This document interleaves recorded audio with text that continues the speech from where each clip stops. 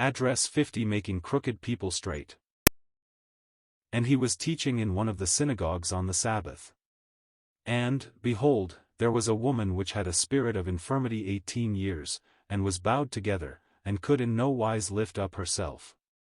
And when Jesus saw her, he called her to him, and said unto her, Woman, thou art loosed from thine infirmity. And he laid his hands on her, and immediately she was made straight, and glorified God. And the ruler of the synagogue answered with indignation, because that Jesus had healed on the Sabbath day, and said unto thy people, There are 6 days in which men ought to work, in them therefore come and be healed, and not on thy Sabbath day. The Lord then answered him, and said, Thou hypocrite, doth not each one of you on thy Sabbath loose his ox or his ass from the stall and lead him away to watering? And ought not this woman, being a daughter of Abraham, whom Satan hath bound, lo, these 18 years, be loosed from this bond on the Sabbath day? And when he had said these things, all his adversaries were ashamed, and all the people rejoiced for all the glorious things diet were done by him. Luke 13 verses 10 to 17. As we go over this account, we are reminded that all through the 3½ wonderful years of our Lord's ministry, as he went about doing good and healing all oppressed of the devil, he found himself in conflict with a certain group of legal formalists in Israel who put far more value upon outward observances, sacred ceremonies and religious rites than upon the human soul. And yet the soul of man is more to God than all such rites and ceremonies. Our Lord Jesus never lost an opportunity to rebuke this type of hypocrisy. He calls it that very definitely. Many people go along the line of least resistance, because they do not want to bow their heart before God and really get right with Him. They place the emphasis upon outward things, attending church ordinances, such as baptism or the Lord's Supper, or elaborate ritualistic services. They stress these things rather than the recognition of the Lordship of Christ and the salvation of men. There are some spiritual lessons set forth here which the Lord would have us learn. He was teaching in one of the synagogues in Capernaum on the Sabbath. It might have been, possibly, the very synagogue which has been uncovered within our own times from the dust of nearly 2 millenniums. While teaching there one Sabbath day, he observed before him a poor woman to whom his sympathy immediately went out. He knew she had a spirit of infirmity 18 years, and was bowed together, and could in no wise lift up herself. It might have been arthritis or some type of spinal trouble which bowed her down. She had doubtless gone to physicians and sought help and failed to obtain it. But as the Lord looked upon her, his heart went out to her in compassion, and he called her to him, and said unto her, Woman, thou art loosed from thine infirmity. There is no form of suffering which we endure but that the Lord looks upon us in compassion, ready to give needed grace, and sometimes he heals us if that is his highest will for us. If it is not his will to heal us, he will give needed grace to sustain the spirit in the midst of trials, so that we can learn to glory in tribulation and to rejoice even in our infirmities. Jesus looked upon this poor woman with compassion, and called her to him. He does the same with us. He looks upon us, he has compassion upon us, and he calls us and bids us come to him and bring to him all our ailments, our difficulties, our perplexities, assuring us that he is ready to undertake for us in his own marvelous way. The woman left her place and came forward. The eyes of all in the synagogue were fastened upon her. I imagine she was a rather humble-looking person, her poor, bent body witness to her suffering. But oh, how all was changed as she came to the front. The Lord laid his hands upon her, those hands which were so often lifted up in blessing, those hands which were laid upon the eyes of the blind, and they were opened, those hands which were laid upon lepers, and the leprosy was cleansed, those hands which were so soon to be pierced with the nails on the cross. He laid those hands upon this poor woman, and she felt the thrill of a new life coursing through her entire body, and she who had been crooked was made straight in a moment. And we are told she glorified God. She realized that he who had wrought this miracle upon her must be God's servant, for she recognized the fact that the healing was from the Lord. How far she entered into the truth of the Saviour's deity, I cannot say, but she recognized at least that the power of God had wrought this miracle. We might expect that there would have been great rejoicing on the part of all who were present, that a paean of praise would have risen from the throng who had witnessed this manifestation of the love and power of God. But though this was true of some, there were those who looked upon it all with jealous eyes and with bitter envy in their hearts. Even the ruler of the synagogue was indignant. To him it was a profane interruption of a sacred service. He did not speak to Jesus face to face but turned to the people and said, "There are 6 days in which men ought to work, in them therefore come and be healed, and not on the Sabbath day." But God finds more glory in delivering people from their suffering, physical and spiritual, than in any formal religious service. Our Lord Jesus Christ said, "Thou hypocrite." That word, hypocrite, is really the Greek word for an actor, and literally means second face. Greek actors did not appear on the stage showing their own faces but put on masks, and so the word second face was given to an actor. It is applied here by our Lord to one who is not real, "Thou hypocrite, thou two-faced one." Jesus thus exposed the unreality of this man, who was one thing before men and quite another before God. He was altogether different in his home, and possibly altogether different in his business and in his relations with other persons than he was as ruler of the synagogue. There are many such hypocrites still, men, and women too, who can be very pious when they are in church but very impious when driving a hard bargain through the week, or who make everyone miserable in the home because of a violent temper and a hard and cruel manner in dealing with the family.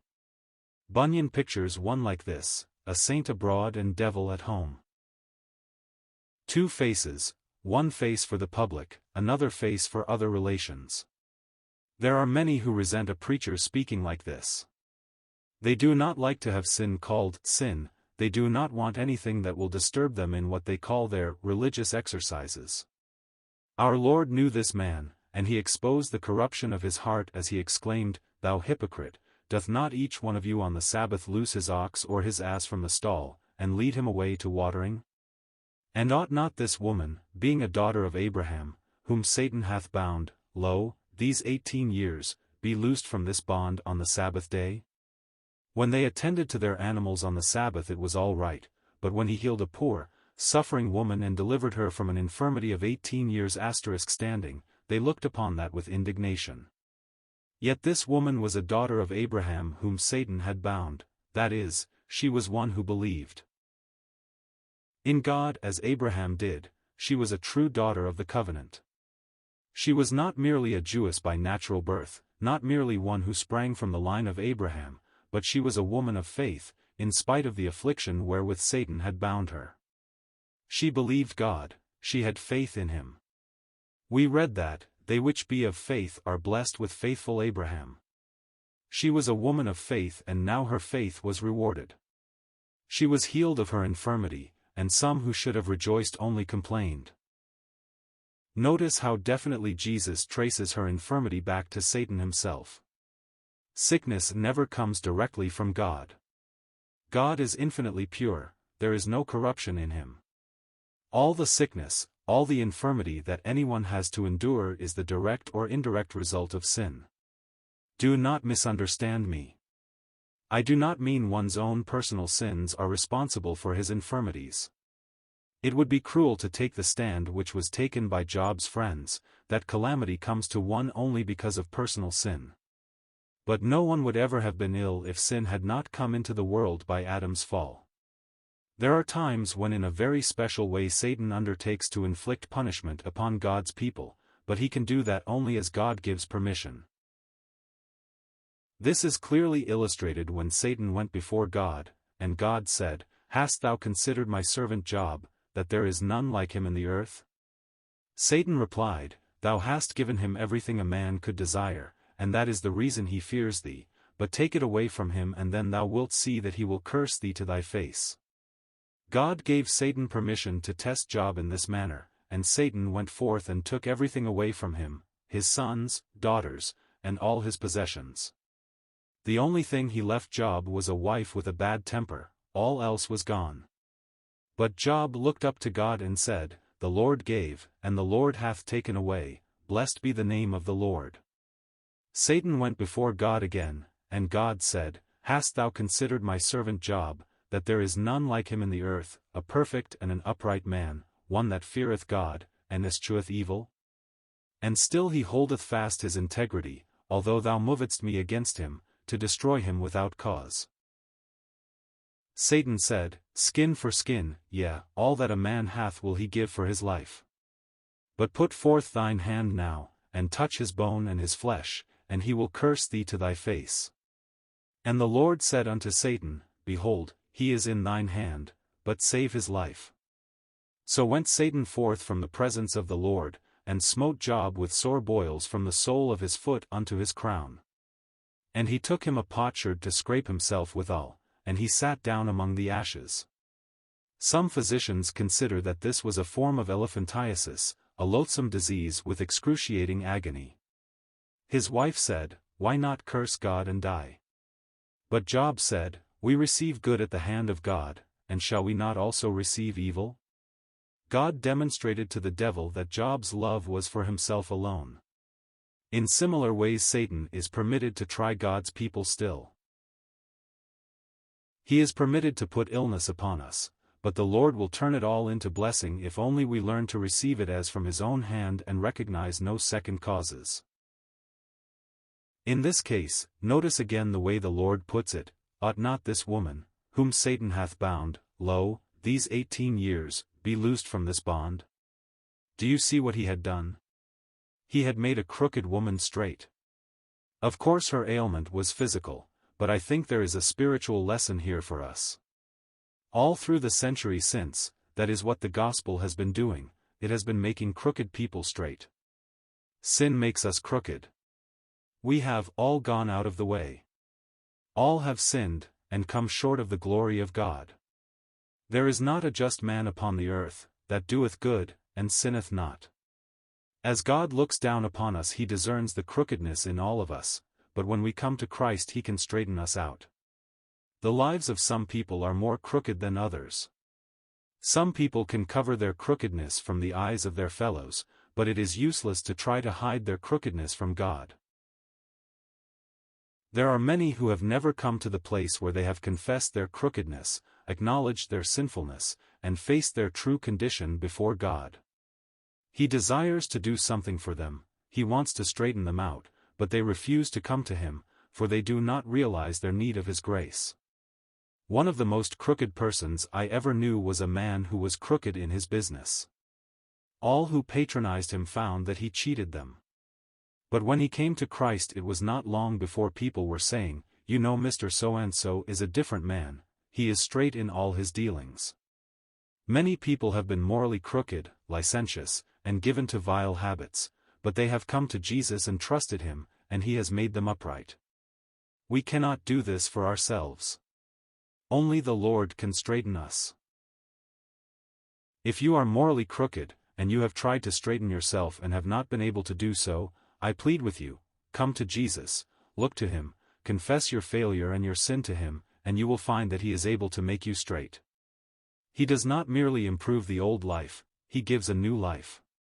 When you receive this new life you will learn to hate the things you once loved and to love the things you once hated. Coming back to our story, a picture of what Jesus can do for all crooked people who come to him, we are told that, when he had said these things, all his adversaries were ashamed, and all the people rejoiced for all the glorious things that were done by him. Evidently there were many besides the rulers who were opposed, many critical Jews who were angry, because of the healing of this poor woman on the Sabbath. But they were ashamed, they did not dare say anything more. And all the people, that is, the common people, the people who loved to hear the words of Jesus and to see his works of power, rejoiced for all the glorious things that were done by him. Thank God, he is still doing glorious things. He is still straightening up crooked people, he is still delivering folk from their infirmities. If you, to whom this message comes, have not known in your own life God's wonderful work of grace, he bids you come to him just as you are, and he will make you straight.